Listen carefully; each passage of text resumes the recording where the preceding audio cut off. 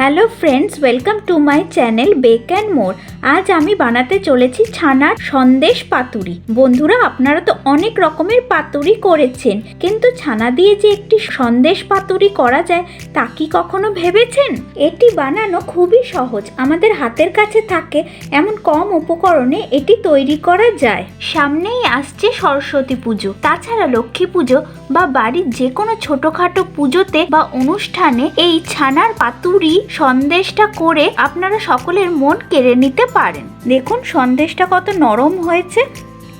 আপনিও যদি বাড়িতে এরকম পারফেক্ট ছানার সন্দেশ পাতুরি বানাতে চান তাহলে পুরো ভিডিওটি দেখার অনুরোধ রইল। আর রেসিপিটি যদি ভালো লাগে তো প্লিজ চ্যানেলটিকে সাবস্ক্রাইব করে দেবেন, পাশে থাকা বেল আইকনটিও প্লিজ প্রেস করে নেবেন, যাতে আমি কোনো নতুন ভিডিও দিলে তার নোটিফিকেশন আপনাদের কাছে খুব সহজেই পৌঁছে যায়। তাহলে চলুন দেখে নিই আজকের এই সন্দেশ পাতুরি রেসিপিটি। প্রথমে এখানে কড়াইতে আমি 1.5 লিটার দুধ নিয়েছি।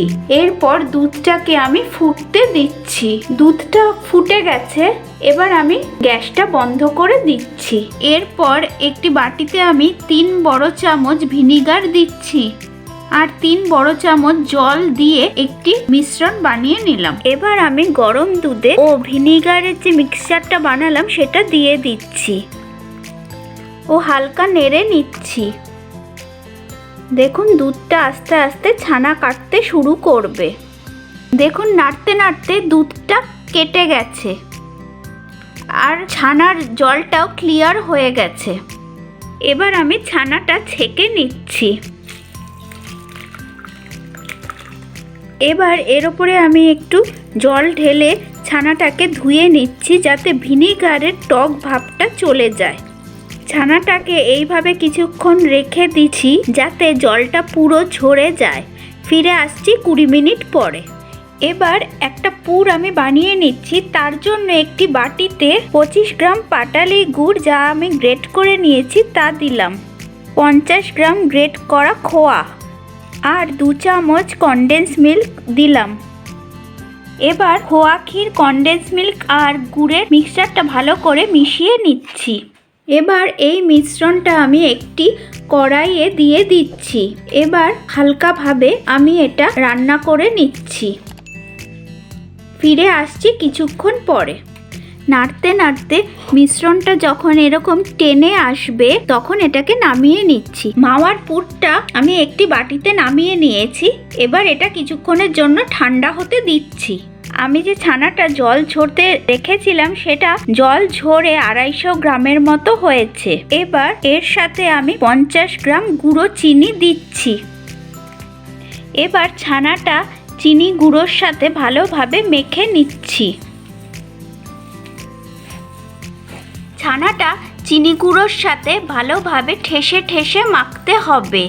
দেখুন আমি কিভাবে করছি, এতে ছানাটা আরও স্মুথ হয়ে যাবে। আমি এখানে বারকষে করছি, আপনারা চাইলে থালার মধ্যেও করতে পারেন। ছানাটা আমি ভালো করে মেখে নিয়েছি। এবার এখানে আমি কতগুলো কলাপাতার টুকরো নিয়েছি, যেগুলো আমি গরম জলে হালকা ভাপিয়ে জল ছড়িয়ে শুকনো করে মুছে রেখেছি। এবার একটি কলাপাতা নিয়ে তাতে অল্প ঘি ব্রাশ করে দিচ্ছি। এরপর একটু ছানার মিশ্রণ আমি কলাপাতার ওপর নিচ্ছি ও একটু আমি ছড়িয়ে দিচ্ছি।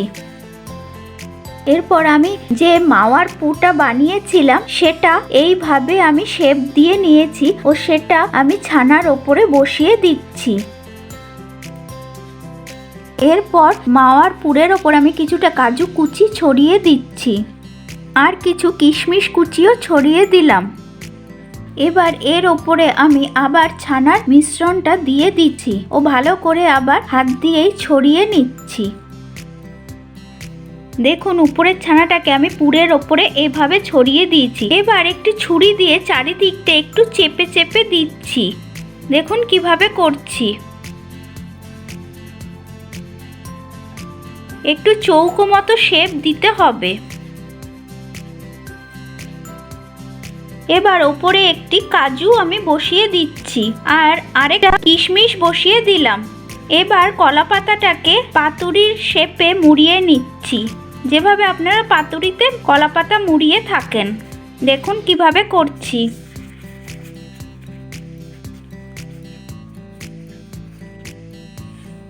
এবার একটি সুতো দিয়ে মুখটা বেঁধে দিচ্ছি।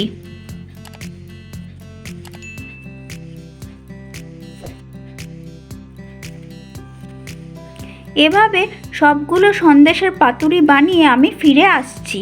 সব সন্দেশের পাতুরিগুলো আমি কলা পাতায় মুড়ে ফিরে এলাম। এবার একটি ননস্টিক প্যান আমি হিটে বসালাম। এবার একটু গাওয়া ঘি আমি প্যানে ছড়িয়ে দিচ্ছি।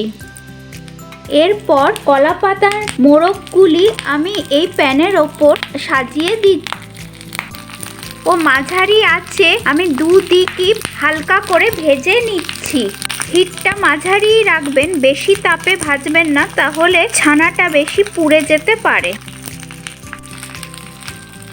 একদিক ভাজা হয়ে গেছে, এবার আমি অন্য সাইডটা উল্টে দিচ্ছি। এভাবে দুদিকই ভেজে নিচ্ছি। ফিরে আসছি কিছুক্ষণ পরে। দরকার হলে আরেকটু ঘিও দিয়ে দিতে পারেন।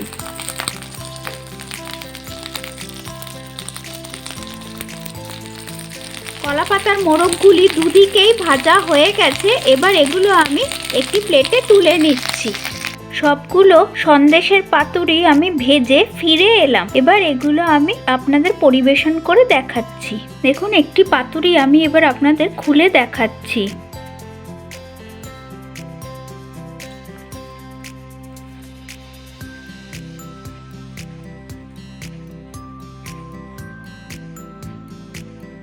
আপনাদের যদি এই সন্দেশের পাতুরি রেসিপিটি ভালো লাগে তাহলে প্লিজ চ্যানেলটিকে সাবস্ক্রাইব করে দেবেন। পাশে থাকা বেল আইকনটিও প্লিজ প্রেস করে নেবেন, যাতে আমি কোনো নতুন ভিডিও দিলে তার নোটিফিকেশন আপনাদের কাছে খুব সহজেই চলে আসে। আর বাড়িতে বানালে আমাকে কমেন্টে জানাতে ভুলবেন না যেন। তাহলে আসি আজকে।